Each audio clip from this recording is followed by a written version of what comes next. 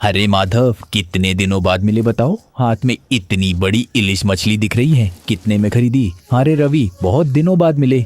मछली 1,000 की मिली। आज बाजार में तो बस हिलसा ही हिलसा है। तो फिर ऐसे मुश्किल दिन में इतनी बड़ी हिलसा क्यों? घर पर कोई खास मेहमान आएगा क्या? नहीं रे, कोई नहीं आएगा। आज हम निताईपुर जाएंगे। लता का बहुत दिनों से मायके जाने का मन था, इसलिए सुबह बाजार गया था। यह मछली निताईपुर ले जाऊंगा। इतने दिनों बाद ससुराल जा रहा हूँ, सोचा एक मछली ले जाऊं। लेकिन इस बारिश में तुम लोग कैसे जाओगे? सड़कों की जो हालत है, सोच रहा हूँ बारिश थोड़ी कम होते ही निकलूंगा। मेरी पत्नी शायद अब तक तैयार बैठी होगी। ठीक है, पर ध्यान से जाना। मैं अब और देर नहीं करता, बाजार जाता हूँ, देखता हूँ तुम्हारे जैसा बड़ा हिलसा मिलता है क्या। अरे देखो, बाजार से कितनी बड़ी इलिश मछली लाया हूँ। जल्दी से काट कर तल कर रख दो। नितईपुर ले जानी है, दूर है ना, बिना तले खराब हो सकती है।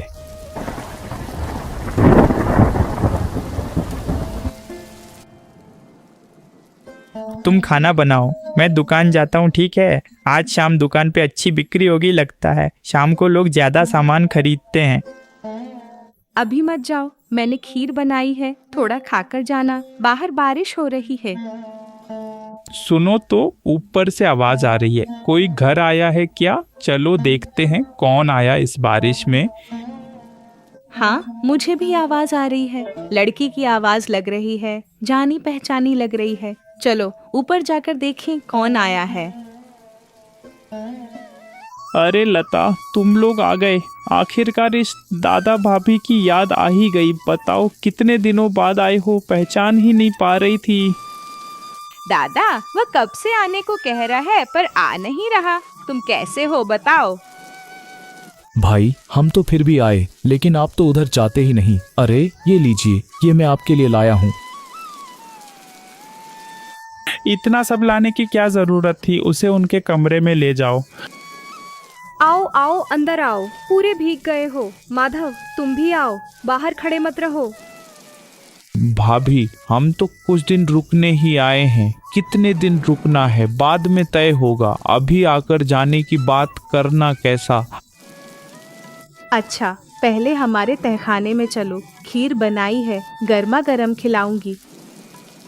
जमीन के नीचे रसोई, ये कैसी बात है? जिंदगी में पहली बार सुना, जमीन के नीचे रसोई। अरे पहले चलो, फिर समझ जाओगे। अरे शिवली, इतनी सुबह कहाँ जा रही हो?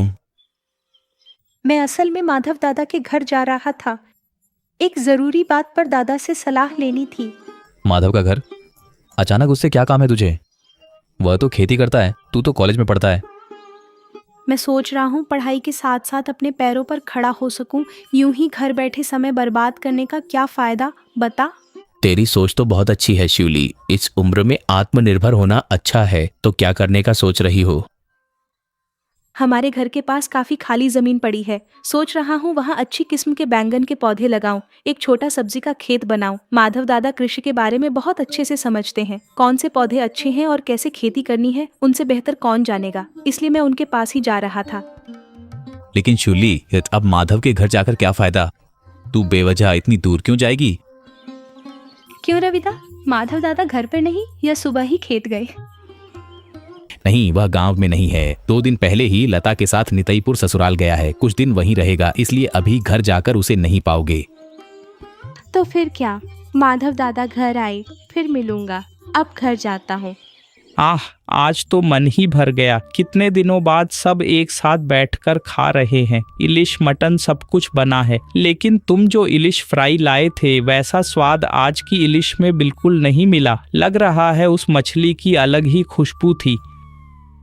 दादा, वो सब आपकी मोहब्बत है। मछली तो वैसी ही थी, पर अपने हाथों से अपनों को खिलाने का मजा ही कुछ और है। हमें आपके साथ इतने दिन बिताकर बहुत खुशी हुई। बहुत दिनों तक याद रहेगा। सच दादा, समय कितनी जल्दी बीत गया पता नहीं चला। कल सुबह हम घर को निकलेंगे, बहुत काम भी जमा हो गया है। इस बार तुम्हें हमारे घर आना ही होगा, कोई बहाना नहीं चलेगा। इतनी जल्दी जा रहे हो सुनकर मन खराब हो गया। 2-1 दिन और रुकते तो कितना अच्छा होता, घर फिर खाली हो जाएगा। पर तुम्हारी सुविधा का ही पहले सोचना है। तुमने सही कहा, अगले साल बारिश में हम जरूर तुम्हारे घर आएंगे। अब कोई बहाना नहीं देंगे, तुम्हारे मेहमान बनकर कुछ दिन वहां बिताएंगे। दादा एक बात और, आपकी यह जमीन के नीचे की रसोई मुझे बहुत पसंद है। ठंडी आरामदायक है। घर लौटकर हम भी ऐसी रसोई बनाएंगे। लता ने जो मन से चाहा है वह जरूर होगा। हाँ, कुछ ही दिनों में काम शुरू करूंगा। कितनी भी मुश्किल हो मैं इसे पूरा करूंगा। आपकी बातें सुनकर खुशी हुई। हमारे इस छोटे से किचन को कोई पसंद करे, इससे बड़ी खुशी क्या होगी। बातें बाद में करेंगे, पहले सब मन लगाकर खाओ।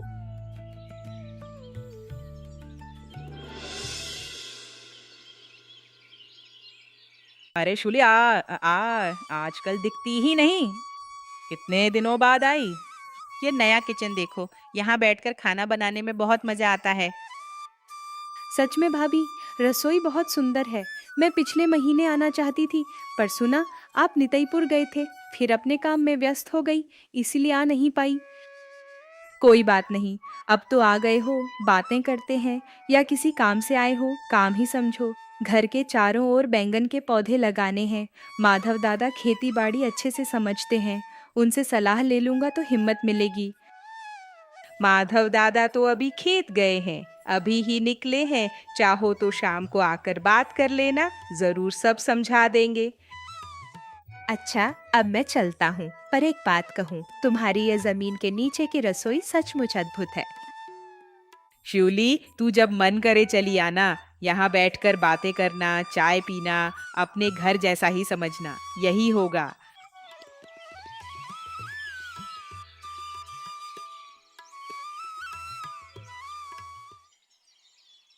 शूली, तुम कहाँ गई थी? इतनी व्यस्त हूं कि तुमसे बात करने का समय नहीं मिल रहा। माधव दादा के घर गया था काम से। सुनो, कल शाम नदी पर मिलो, तब बताऊंगा क्यों गया था। ठीक है, कल शाम मिलते हैं। मैं चलता हूँ।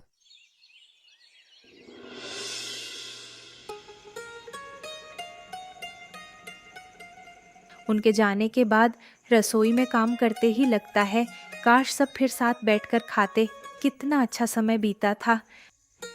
मुझे भी ऐसा ही लगता है। लता आती है तो घर में रौनक रहती है। माधव भी बहुत सच्चा इंसान है। सबसे अच्छा लगा कि हमारी जमीन के नीचे की रसोई देखकर उन्होंने अपने घर में भी वैसी ही बनवाई। यह सोचकर ही अच्छा लगता है। हाँ, अगर लोग दूसरों की अच्छी चीजें देखकर सीख सकते हैं तो यही सबसे बड़ी बात है। बहुत रात हो गई, अब सोना है। कल सुबह सुबह दुकान खोलनी है। मैं लाइट बंद कर रहा हूँ, तुम सो जाओ।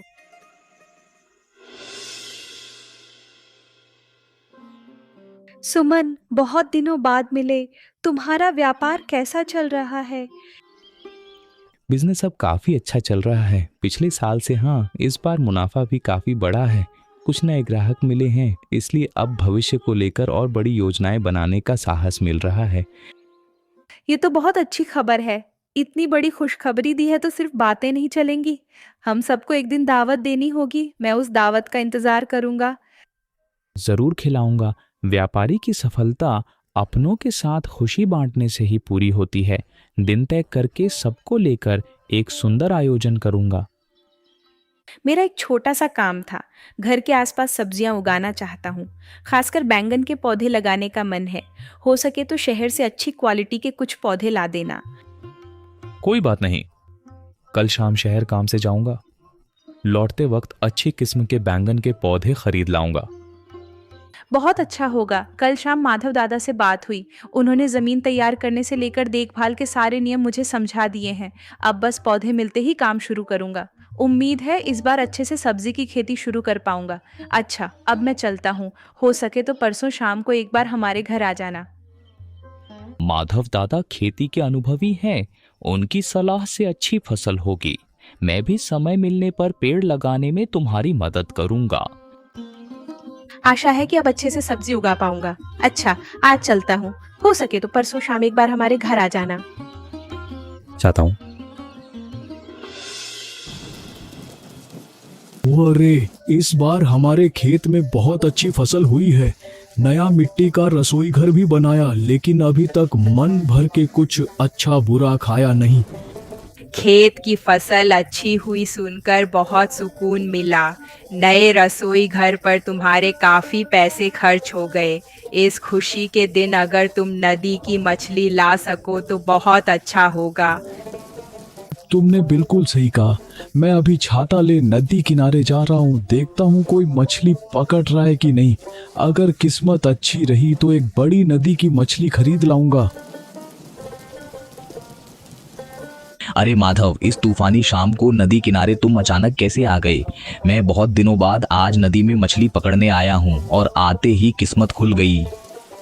नदी की ताजी मछली खरीदने आया हूँ। हमारे नए रसोई घर बनने के बाद कोई अच्छी मछली नहीं खाई, तो इतने दिनों बाद नदी में मछली पकड़ने आकर मछली मिली। वो तो देखा भाई, क्या मछली पकड़ी। ये देख माधव, अंधेरा होते ही बंसी पर एक बहुत बड़ी नदी की रोहू मछली फंसी है। देखो, 2 बड़ी रोहू, एक ले जा। ये मछली तो सचमुच लाजवाब है। नदी की चमचमाती रोहू। पर तूने इतनी मेहनत से बारिश में ये मछली पकड़ी, मैं इसे तुझसे कैसे लूं पता? तू मेरा परम मित्र है माधव। तेरी पत्नी लता मेरी छोटी बहन है, इसे मेरी तरफ से उपहार मान लेना। तू बिना कुछ कहे मछली लेकर जल्दी घर जा। लता मछली देखकर सच में बहुत खुश होगी।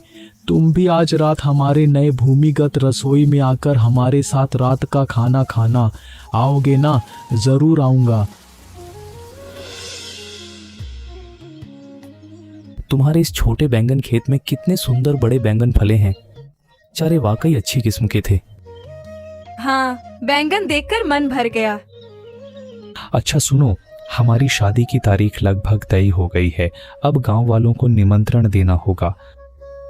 गांव वालों को शादी में खिलाना होगा। निमंत्रण की चिंता हमें नहीं करनी, ये बड़ों का काम है।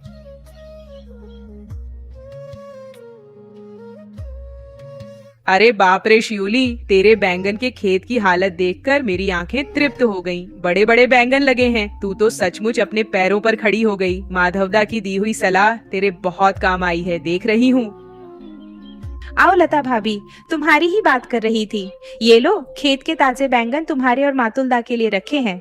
इन्हें तलने पर बहुत अच्छे लगेंगे। लता भाभी, आपको एक खुशखबरी देनी है। हमारी शादी की तारीख पक्की हो गई है, अगले महीने के बीच में। वाह, इतनी देर बाद एक अच्छी खबर सुनी सुमन। तुम दोनों की जोड़ी सच में खूब जंच रही है। माधव को आज ही यह खबर दूंगा, वह सुनकर बहुत खुश होगा। अपनी शादी की खरीदारी के लिए हमें जरूर बताना। लता भाभी, मेरे पिताजी खुद जाकर तुम्हारे घर पर शादी का कार्ड देकर अच्छे से न्योता दे आएंगे। 1-2 दिन में ही जाएंगे, कोई चिंता मत करना। ब्याह की सारी देखरेख माधव और मैं खुद खड़े होकर पूरा करवा देंगे। आप जैसी भाभी साथ हो तो हमें कोई चिंता नहीं रहेगी। मैं चलता हूँ, फिर बात करेंगे।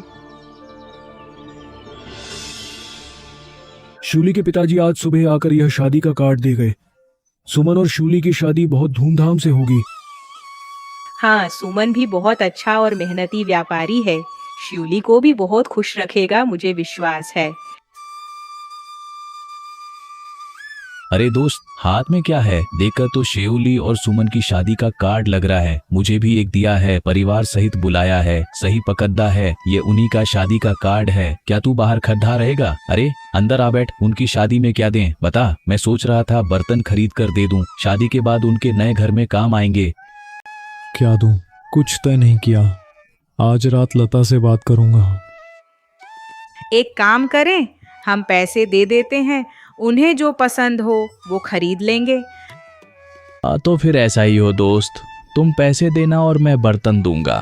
ठीक है, तुम जो कहोगे वही होगा।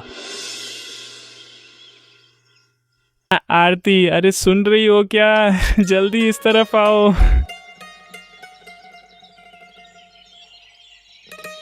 डाकिया अभी अभी हमारी लता का भेजा हुआ एक खत दे गया। लता के माधव ने इस चिट्ठी में हमें बार बार उनके घर आने को कहा है। देखो। अरे ऐसा है क्या? लता ने चिट्ठी में क्या लिखा है? मुझे जरा पढ़कर सुनाओ तो। कितने दिनों से उनसे मिले नहीं हैं। मेरा भी बहुत मन है लता का वह नया जमीन के नीचे वाला रसोई घर अपनी आंखों से एक बार अच्छे से देखकर आने का। लता ने लिखा है कि इस बार उनकी फसल बहुत अच्छी हुई है। और वे घर पर हमारे लिए खास खाना बनाना चाहते हैं, लेकिन अगले साल बारिश के मौसम के सिवा दुकान बंद कर इतनी दूर जाना हमारे लिए मुमकिन नहीं। आरती, तुमने सही कहा। बारिश में बाजार में लोगों की आवाजाही कम रहती है और हमारी किराना दुकानों में बिक्री भी कम होती है। व्यापार का दबाव कम रहता है, तो हम 1-2 दिन के लिए लता के गांव से घूम आते हैं। तो ठीक है, अगली बरसात में हम जाएंगे। छोड़ो वह बात, अब बताओ खाना बन गया है? मुझे बहुत भूख लगी है। खाना तैयार है, तुम परोस कर खाते रहो, मैं आ रही हूँ। अरे माधव, लता भाभी, तुम लोग आ गए हो? तो मैं तो तुम लोगों का ही गेट पर इतनी देर से इंतजार कर रहा था। चलो चलो शादी के अंदर चलो, बाराती आ चुके हैं। हाँ रे रवि, लता की साड़ी पहनने और ठीक करने में थोड़ी देर हो गई, इसलिए हमें आने में थोड़ा समय लग गया बस। तू कब आया? सुमन के घर के लोग सब ठीक से पहुंच गए हैं ना, या रास्ते में कोई दिक्कत हुई थी बारिश की वजह से? रविदा, पहले बताओ शूली कैसी लग रही है? वह तो वैसे ही हमारी बहुत सुंदर लड़की है, पूरे गांव में वह सबसे सुंदर है। मैं ज़रा अंदर जाकर कोने के कमरे में शूली से मिलकर आता हूँ। तुम दोनों यहाँ खड़े होकर बातें करो। लता भाभी, तो तुम लोग आ ही गए। मुझे लगा था कि बारिश के कारण तुम नहीं आ पाओगे। बहुत अच्छा हुआ कि तुम आए। माधव दादा को सामने बिठाओ, थोड़ी देर में खाना मिलेगा। तुम दोनों को एक साथ इतना सुंदर देख शियोली, मेरी नजरें हट ही नहीं रहीं। तुम दोनों बिल्कुल लक्ष्मी नारायण की जोड़ी लग रहे हो। माधव बाहर रवि से बात कर रहा है। तुम दोनों की शादी का यह सुंदर पंडाल देखकर मेरा मन सच में भर गया। हमें आशीर्वाद दें कि हम जीवन भर ऐसे ही सुख शांति से इस गांव में एक साथ रह सकें। सुमन और शूली, तुम दोनों को मेरी तरफ से ढेर सारी शुभकामनाएं और दाम्पत्य जीवन के लिए आशीर्वाद। तुम दोनों बहुत अच्छे बच्चे हो। तुम्हारी इस नई जीवन की राह बहुत सुंदर होगी। हाँ रे शूली, अब हम खाने जा रहे हैं। तुम दोनों शादी की बाकी रस्में अच्छे से पूरी करो। शांत मन से यहाँ बैठो। सुमन, मेरी बहन शूली पर बहुत नजर रखना। वो थोड़ी चंचल है, पर उसका मन बहुत साफ है। ये कौन है? क्या मैं सपना देख रहा हूँ? हम ऊपर और न रुककर सीधे तुम्हारे रसोई में आ गए हैं। बाहर जो मूसलाधार बारिश शुरू हो गई है, छाते से भी खुद को भीगने से बचा नहीं पाए। तुम दोनों के लिए शहर से अच्छे संदेश और कुछ ताजे फल साथ लेकर आया हूँ। इतना सब लाने की क्या जरूरत थी भला? पहले जल्दी से इस सूखे गमछे से सिर पोंछ लो भाभी, वरना इस ठंडे बारिश के मौसम में सर्दी खांसी हो सकती है। भैया की भाभी इस बरसात में घर आएंगी, सोचा भी नहीं था। आप लोगों को देखकर बहुत खुशी हो रही है। लता, जल्दी से भाभी के लिए 2 सूखे कपड़े निकालो और बैठने के लिए नई चटाई बिछा दो। माधव, तुम्हारा रसोई घर तो हमारे से बहुत सुंदर बना है, बहुत बढ़िया बनाया है। दादा भाभी, हाथ मुंह धोकर चटाई पर बैठिए। लता आपके लिए गर्मा गर्म खिचड़ी और तली मछली परोस रही है। हाँ, पिछले साल हम आपके रसोई घर में खाए थे और आज आप हमारे रसोई घर में बैठकर तृप्ति से खाना खाइए। इससे बढ़कर खुशी और क्या होगी माधव। बारिश में परिवार संग खाने का मजा ही अलग है।